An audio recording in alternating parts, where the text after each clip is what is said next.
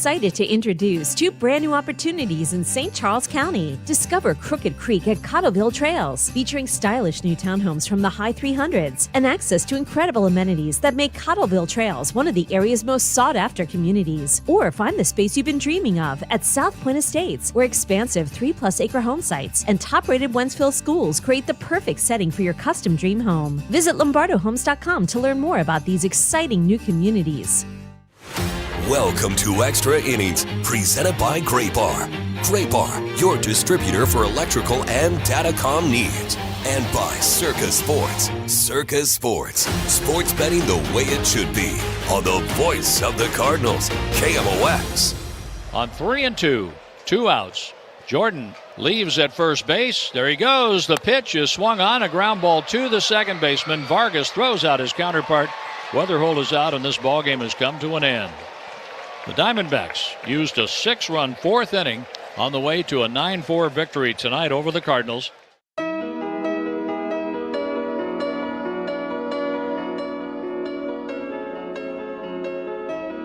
Cardinals lose tonight. They fall 9-4 to Arizona. They've lost the last 2 games after taking the first game of the series.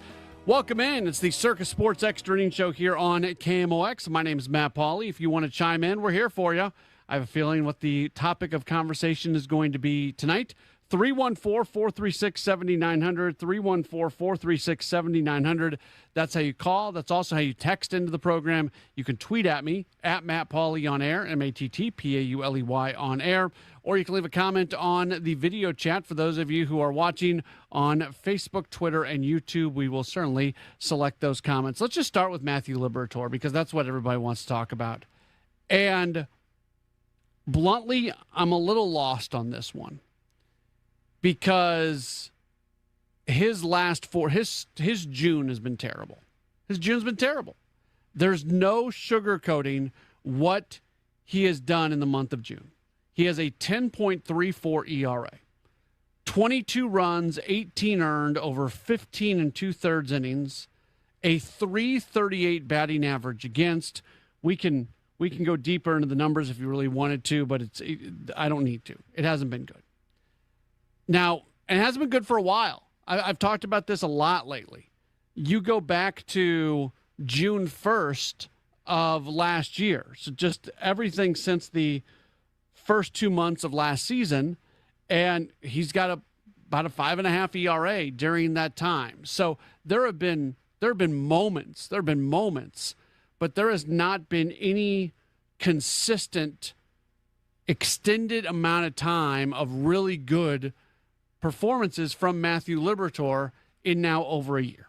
That's the bottom line. Now, the Cardinals feel like what he did in the first 2 months of the season last year is still something that they can pull out of him. That is a path that they are on. I think that's what the Cardinals believe. And I don't even disagree with them on that. Like that's almost not even part of the conversation right now.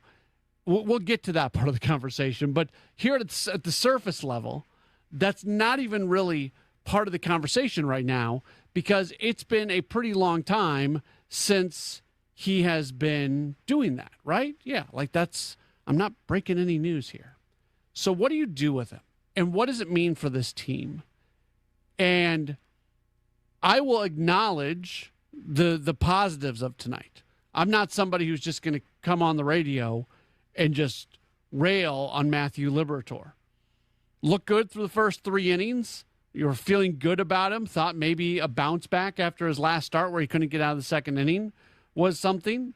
And then he has the blow-up inning, but he survives it to pitch another inning plus, where a lot of times with Liberatore, when he has these blow-up innings, he's just done. And your bullpen has to go out there and find a way to survive. So small things that were better, but let's just be completely fair on how we assess everything. There were some things that were better from Liberatore tonight compared. But it's a low bar. It's a low bar, especially compared to his last start, which was very much uncompetitive. I feel like I'm going to sound mean with what I'm about to say. And I think you probably know me well enough. Those of you who listen on every night basis, I think you'll know the spirit in which I say what I'm about to say, because it's not mean-spirited. It's not me trying to just kick a guy when he's down. It's not that at all. And it's also not me trying to put this season in a spot that it actually is not. But the bottom line for me when it comes to Matthew Liberatore, because it is now very much a trend, because some version of what you saw tonight is what he is giving you, start in and start out, it almost feels like you have two choices here. Choice number one is to make a move with Liberatore, whether that's put him into the bullpen, whether it's send him to AAA, whatever it might be, and remove him from the rotation and try to work with him there to get him back going. Or the other option is to continue to pitch him every fifth day. But if you do continue to pitch him every fifth day, I think in some ways there is an acknowledgement that you are valuing him being on the big league roster, him working with big league coaches, him pitching against big league hitters, and the progress that you are hoping that he makes, whether he makes it or not, but the progress that you are hoping he makes with those experiences, you are valuing that over the ability to have a guy who's got a pretty good chance of going out and giving you a competitive outing and giving you a really good chance to win. That's kind of where we're at right now. That's what I think in some ways the organization is saying if they keep throwing Matthew Liberatore out. And you know what? Like, I'm not even going to be mad about that, because we still always knew that there were parts of this season that were about development. We knew there were parts of this season that were about allowing guys the opportunity. I didn't really think Matthew Liberatore was under that umbrella. That's why I think it's a different conversation that we have compared to a Kyle Leahy. And Leahy's been pretty good his last two times out. But if we're talking about the runway, the leash, whatever you want to go with, I think it's different with Kyle Leahy because he's the first-year starter, where Matthew Liberatore is a second-year starter who also has a lot of Major League service time and a lot of Major League innings before that. But if the Cardinals value continuing to go down this path with Matthew Liberatore because they think they can, that this is the best chance to get him somewhere, okay. But I just think that there's and they won't say it. They can't say it. I understand that. They can't say it. You can't be Oliver Marmol. You can't be any Major League manager, and you can't like go out in the media and be like, yeah, we're pitching this guy even though we don't think that he's giving us much of a chance to win. Like, I'm not asking them to publicly state that. That's not what I'm saying. You can't say it. You shouldn't say it. As an organization, you should try to instill confidence in your players. That's what you should do. But just because of the track record of where Liberatore's at right now, and again, I'm not even saying that this is not something that he can't pitch out of at some point in time. But where he's at right now, there's really no reason to believe that anytime he goes out, he's going to give you a legitimate chance to win. I hope that changes. I think it can change.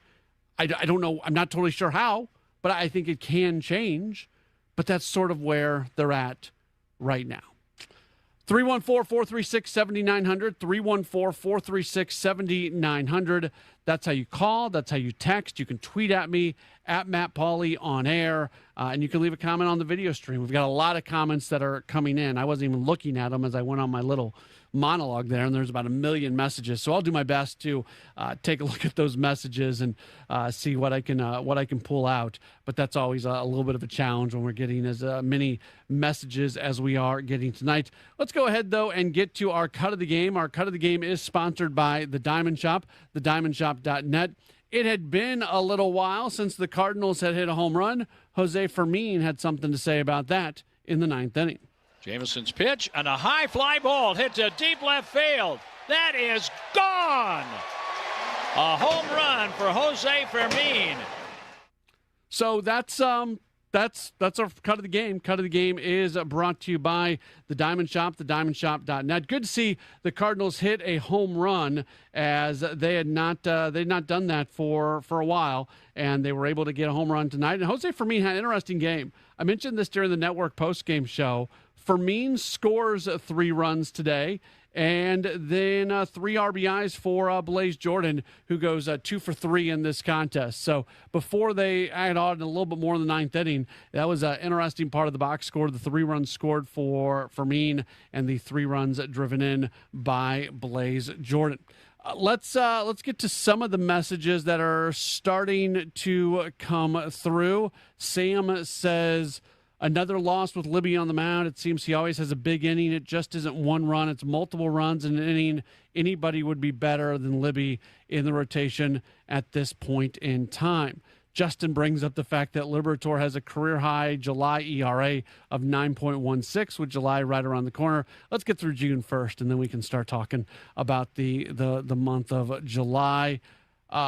Aaron mentions that Ali said he won't give up on him. Yeah, that's true, but you're going to say that.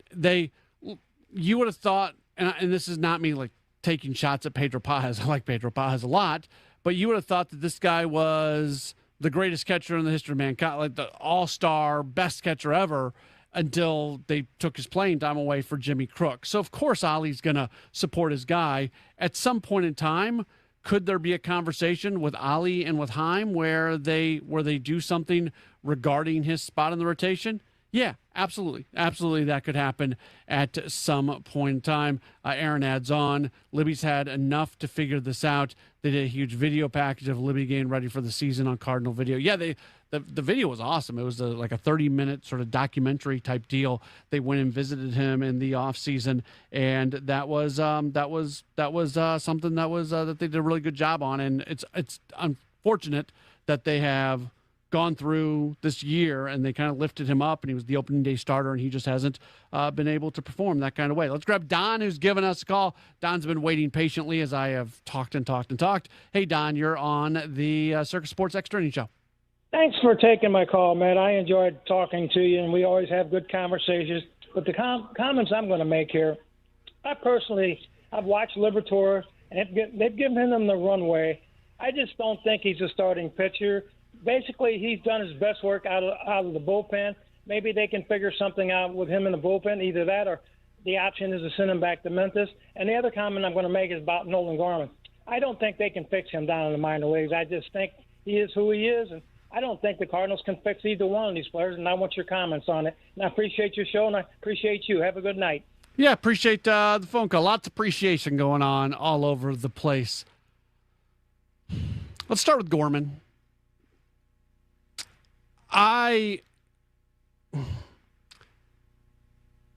would say with him, I don't know. I'm not trying to like formulate. I could talk myself in either direction, because with Gorman, it really is as simple as he's just got to make more contact, because he has so much power. If he can just make more contact, then he's going to hit enough home runs and hit enough doubles that he's a productive player, even if he still strikes out a bunch and even if he doesn't hit for average. So I make that sound really simple, but the point I'm trying to get to is I have so much more faith and so much more confidence in the Cardinals' ability to fix players now than I ever have before with the various pieces of infrastructure that Chaim Bloom has brought in. I don't know if Nolan Gorman is fixable. I really don't have an answer for that, but I think the Nolan Gorman project is actually a little bit easier, because the threshold for him to be a very competent and productive Major League Baseball player, it really comes down to his ability to just make more contact. And you make more contact, and everything else is going to follow along. So that would be that'd be my take on Nolan Gorman. I'm not going to sit here and make a prediction on whether or not they can fix him. They are doing, and I'm not comparing the two, but they are doing a lot of the same stuff with Gorman, I understand, that they actually did with Joshua Baez. And if you don't know the Joshua Baez kind of arc of his career, it looked like he was going to be a complete and total bust and was not even going to be a guy who was going to be able to advance in the minor leagues. And the Cardinals got their player development hands on him, and we all know what he is right now. He's one of the top prospects in baseball, and there's so much excitement about him eventually getting here. I'm not predicting that that's going to happen with Nolan Gorman, but I do think that for a guy like Gorman who has so much power, at the very least, you have to give the organization the chance to see whether or not you can get that out of him. And that's what they are trying to do right now. The Liberatore thing, it's so much more challenging to talk about. And it's not even challenging to talk about because you don't know what the problem is. You do know what the problem is. He doesn't have a fastball. He doesn't have a fastball that is effective. This year, his four-seam fastball, which he throws a ton, he throws his four-seamer more than any other pitch. His four-seamer this year, batting average against 289 with the expected batting average of 343. Slugging percentage against 511 with an expected slug against his four-seamer, an ungodly 624. And then when you get the other fastballs that he doesn't throw as much, the sinker, that's got a 424 batting average with a 576 slug against. His cutter, which he almost never uses, has a 625 batting average against with a 750 slug. Like, it's really easy. It's really easy to look at Matthew Liberatore's profile and tell you why he is not pitching effectively. Now, I can't sit here and tell you why it happens to happen in single big innings, but his profile tells the story. And even tonight, he was one hit away from having a big first inning against him. And I'm not trying to be dismissive and poo-poo his first three scoreless innings. That was important, and that did feel like a step forward. But he gives up one more hit in that first inning. It's a very different narrative right now. The narrative is not, it was just one big inning, because that would have been a 2 or 3 run first inning. He was a hit away from that happening. Now, to his credit, he was able to get out of it. But he just doesn't have a fastball that is effective right now. You look at some of his other pitches, his slider has a 253 batting average against, so that's a little bit better. His curveball, the curveball it's got a 194 batting average against, but he also isn't throwing it for strikes, so he's not getting a lot of swings on it. If he can throw the curveball effectively and for strikes, then it's a different story. So he's got to find a fastball somewhere. Jeremy says needs a two-seamer. I mentioned the cutter, and the numbers for the cutter aren't very good. 625. Again, he hasn't thrown it a lot. He's thrown it 44 times this year, 37 to right-handers, only 7 times to lefties, 625 average in there. So I don't know. Walt sends in a message. Walt, by the way, I had somebody comment to me today how much they enjoyed your phone call yesterday and our back and forth. So appreciate that. And you made an impact on one of our listeners. So that was good. I enjoyed our conversation yesterday. But Walt sends in a message and says the 40-man only has 2 realistic options available, Dobbins and Montz. Bullpen-wise, nothing. I tend to agree. At some point, Quinn Matthews is going to be in that. We're not including Ryan Fernandez because he's on the injured list, but he'll be back here at some point as well. But your point is well received, even if I don't completely sit here and agree with like the precise details of it. The basic part of your message of there's not a lot of depth. Yeah, I would agree with that at this point in time. And the other side of this is they got to be really careful on who they potentially add to the 40-man roster. In fact, Jeremy says Gastelum. And I think at some point maybe we do see him. I think likely we see him. But if you're going to add somebody to the 40-man roster, especially a young guy that you're potentially adding to the 40-man roster, you got to be really sure of yourself that they are ready to be here, and they are ready to stay here. Because the moment you add somebody to the 40-man roster, you are essentially losing control over them this offseason.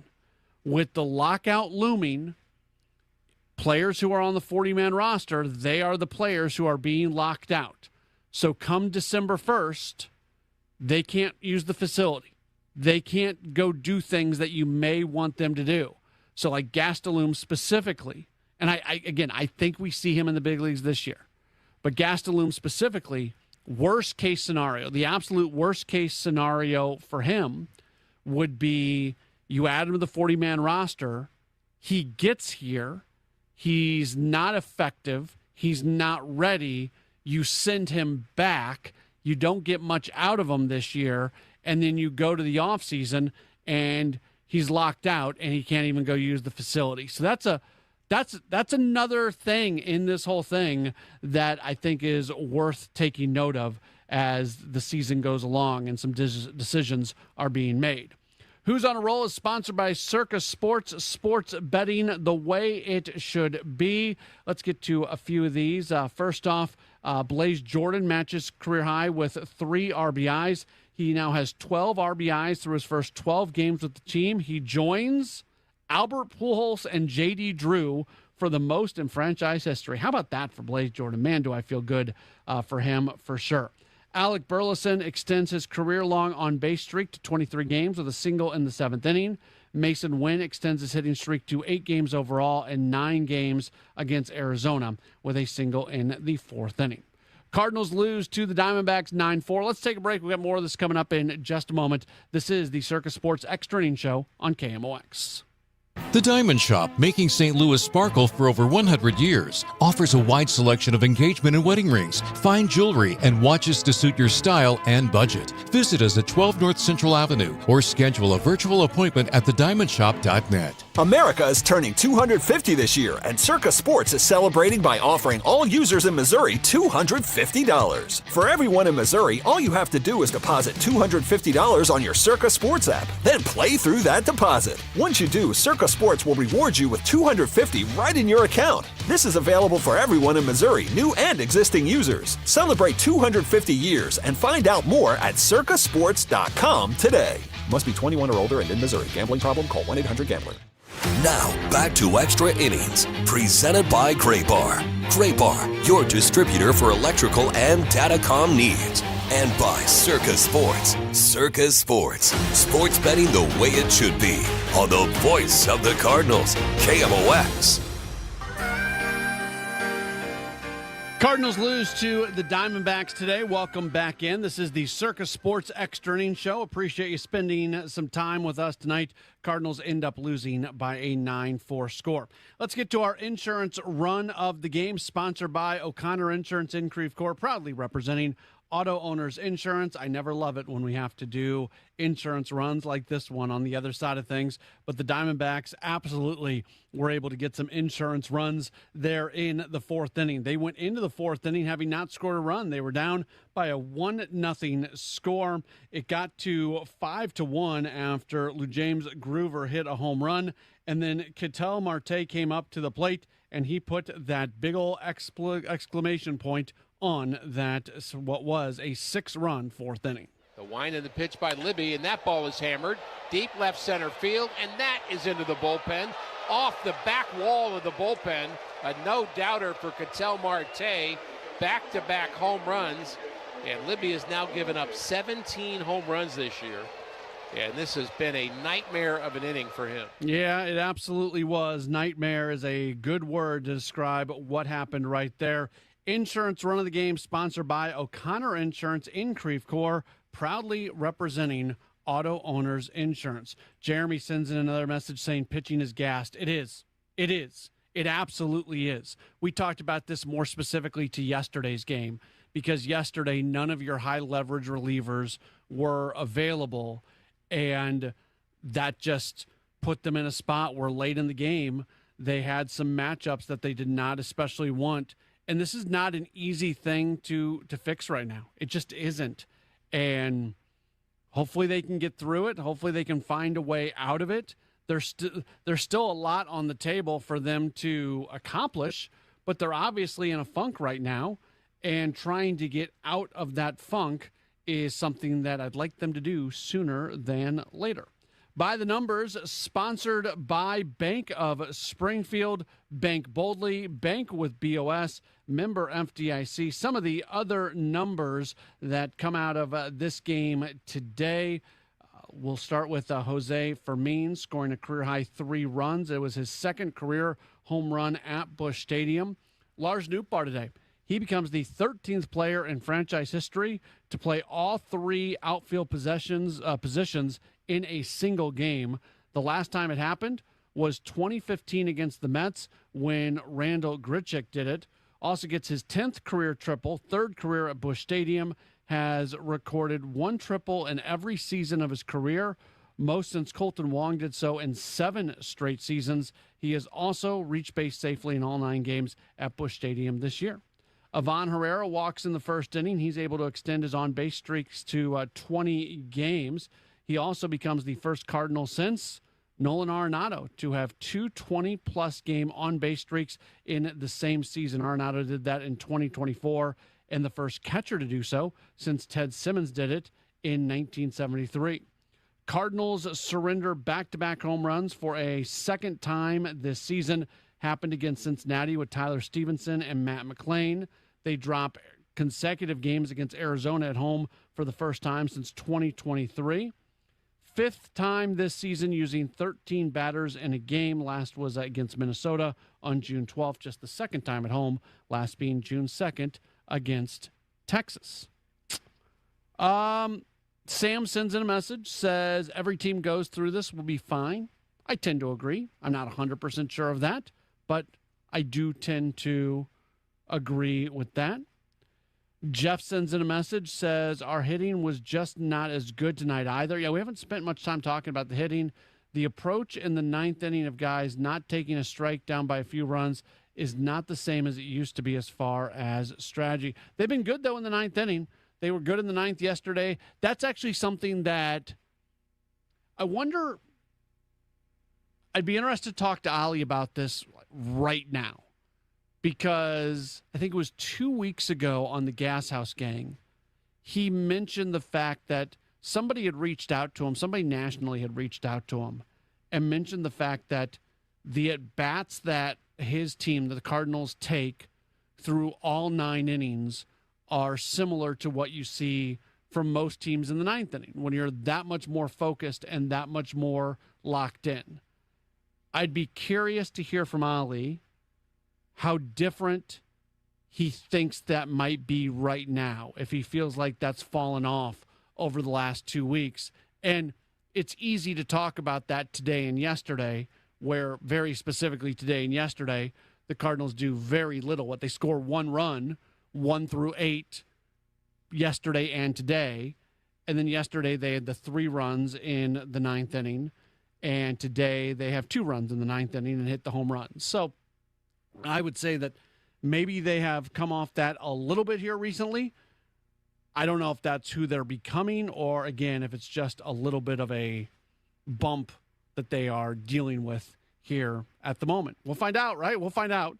They're in a little bit of a precarious spot when it comes to their wild card positioning. Now, I get these messages all the time. Oh, the Cardinals are going to be out of the wild card race in a week. They're going to. No, they're not. No, they're not. Because if they were one of the top teams in the National League, just leading their division, and they go into some sort of big slump, well, yeah, they could fall out of the divisional spot.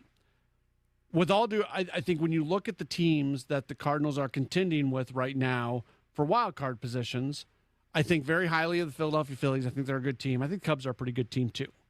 But then I don't think that much of the San Diego Padres. I don't think that much of the Miami Marlins, although the Marlins are really good. Like right now, the Marlins are very good. Let me get this number, because the Marlins are coming through this weekend. They beat the Rangers today. They don't play tomorrow. So the next time the Marlins will play will be on Friday here in St. Louis. With their win today against the Rangers, the Marlins improved to a Major League best 16-5 in June. Now, a lot of that has been done at home. They've won 5 consecutive home series. But they're 16-5 in June. Cardinals are not catching the Marlins at a very good time. With all due respect to the Marlins, with all due respect to the Padres, to this Diamondbacks team, to the Nationals, to the Pirates, I don't think any of those teams are that much better than the Cardinals, if at all better than the Cardinals. So even if they start losing some games, those teams that I just mentioned, they're going to be losing games as well. So this team is going to be, even if they cannot get out of this funk sooner than later, they're not falling out of wild card contention. They're just not, because the teams that they are fighting for, most of the teams they're fighting against for a wild card spot, I don't think those teams are especially good. Cardinals and Diamondbacks wrap up the series tomorrow. 4 straight night games in a 4-game series. You don't see that happen very often, but it will be Zach Gallen, who is struggling this year, 6.10 ERA. So hopefully we see some runs against Gallen coming up tomorrow. Michael McGreevy will be on the mound for the Cardinals. 6:45 first pitch. Our coverage will begin at 5:50. Thanks so much for being tuned in tonight, and we'll talk to you again tomorrow for more Cardinals baseball right here on the home of the Cardinals, KMOX. When you own a business, there's